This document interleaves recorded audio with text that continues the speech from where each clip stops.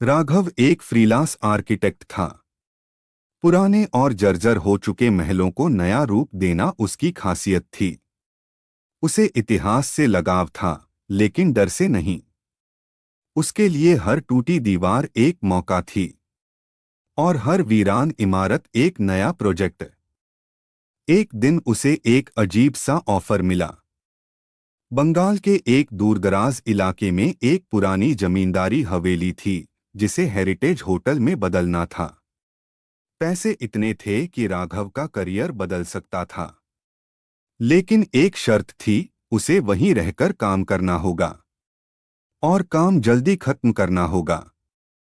जब उसने जगह का नाम सुना तो आसपास के लोगों के चेहरे बदल गए। वहां मत जाओ, वो हवेली ठीक नहीं है। लेकिन राघव ने इन बातों को अंधविश्वास मानकर नजरअंदाज कर दिया।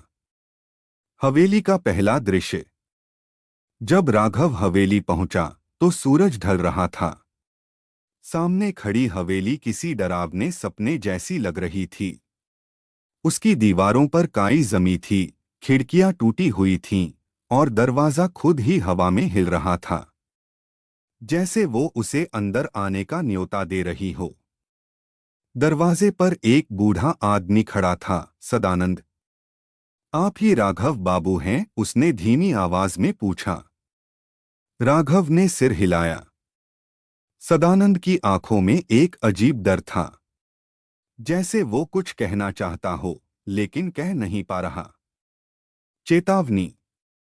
रात का खाना खाते वक्त सदानंद ने आखिरकार चुप्पी तोड़ी। यह हवेली खाली नहीं है। राघव मुस्कुराया। भूत प्रेत वाली बात कर रहे हो? सदानंद ने गंभीर होकर कहा। अगर रात में कोई आपको बुलाए तो जवाब मत देना। क्यों? क्योंकि वो इंसान नहीं होगा। राघव थोड़ा चिढ़ गया। ये सब पुरानी कहानियां हैं। सदानंद ने आखिरी बात कही।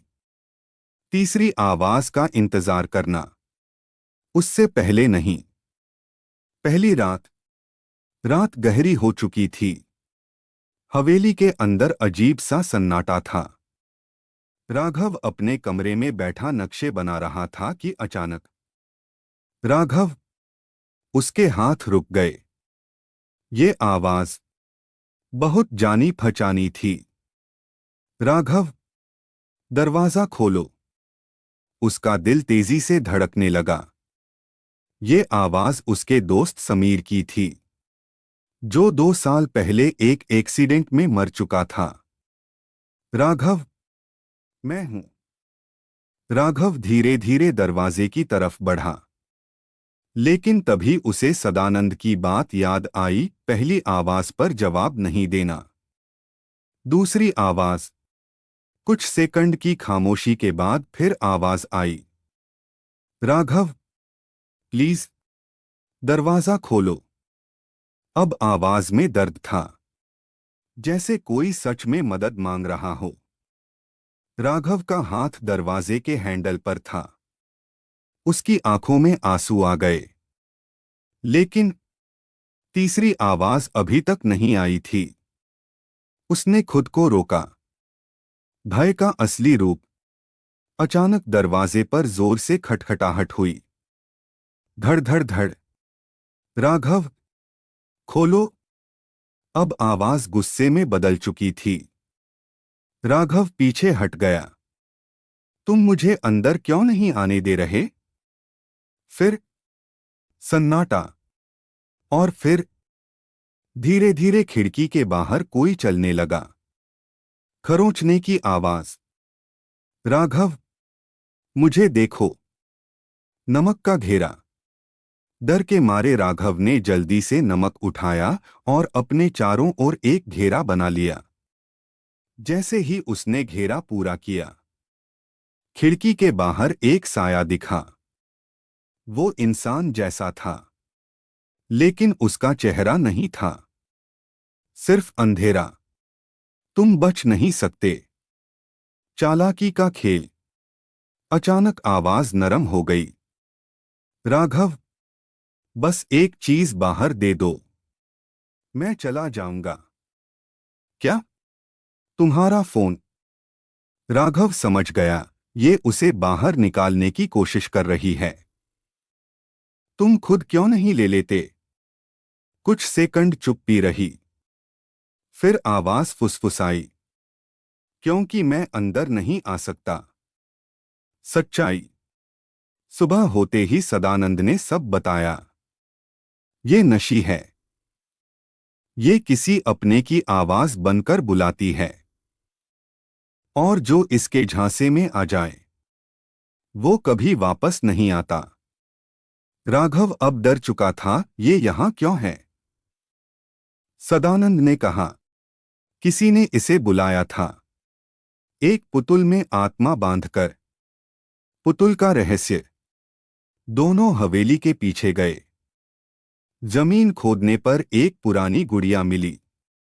उसकी आंखें काली थीं और अंदर से कुछ हिल रहा था, जैसे वो जिंदा हो। अंतिम टकराव। जैसे ही राघव ने गुड़िया को उठाया, पूरी हवेली कांपने लगी। राघव। अब आवाज हर तरफ से आ रही थी। हवा तेज हो गई। दरवाजे अपने आप खुलने लगे। तुम मुझे छोड़ नहीं सकते। राघव ने हिम्मत जुटाई। उसने गुड़िया को जमीन पर पटका और आग लगा दी। आत्मा की मुक्ति। जैसे ही गुड़िया जली, एक भयानक चीख गूंजी। लेकिन उस चीख में दर्द था, गुस्सा नहीं। फिर एक हल्की सी आवाज आई, धन्यवाद।